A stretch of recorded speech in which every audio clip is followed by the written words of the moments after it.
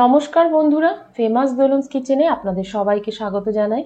বিকেল হলেই কিন্তু একটা নানান রকম চিন্তা থেকেই যায় বাচ্চাদের কি দেওয়া যায়। তাই আজকে আমি চটজলদি ব্রেড পিৎজা কিভাবে বাড়িতে তৈরি করবেন, একদম উইদাউট ওভেনে কিভাবে করবেন সব কিছুটা ডিটেলসে আপনাদেরকে আমি করে দেখাবো।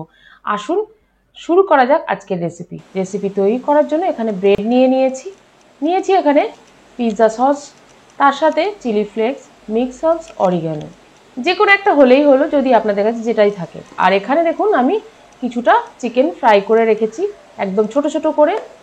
আর নিয়েছি এখানে আমি এই ব্রেড পিৎজার জন্য মজরেলা চিজ, তার সাথে রেড বেল পেপার, ক্যাপসিকাম আর পেঁয়াজ নিয়েছি।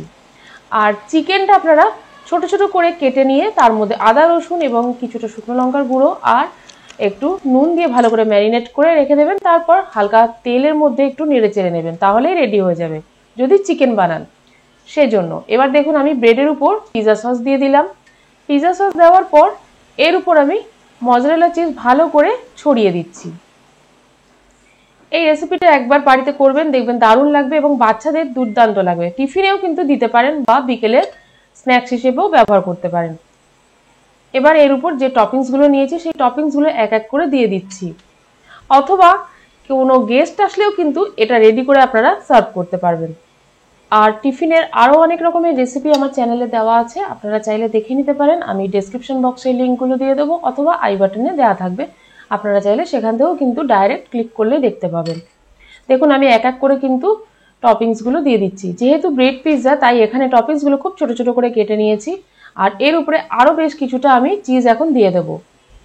আপনাদের কাছে যদি অরিগানো বা মিক্স সাবস না থাকে সেক্ষেত্রে চিলি ফ্লেক্সও যদি না থাকে, কয়েকটা শুকনো লঙ্কা একটু ঘুরিয়ে নেবেন মিক্সার গ্রাইন্ডারে, তাহলে চিলি ফ্লেক্স রেডি। আর তার উপর সামান্য একটু চাট মশলা দিয়ে দেবেন, তাহলেও বাচ্চারা খুব এনজয় করে কিন্তু টিফিনটা খেতে পারবে। দেখুন আমি এখন কিন্তু ফ্রাই প্যান বসিয়ে দিয়েছি। ফ্রাই প্যানের মধ্যে সামান্য সাদা তেল দিয়ে দিলাম।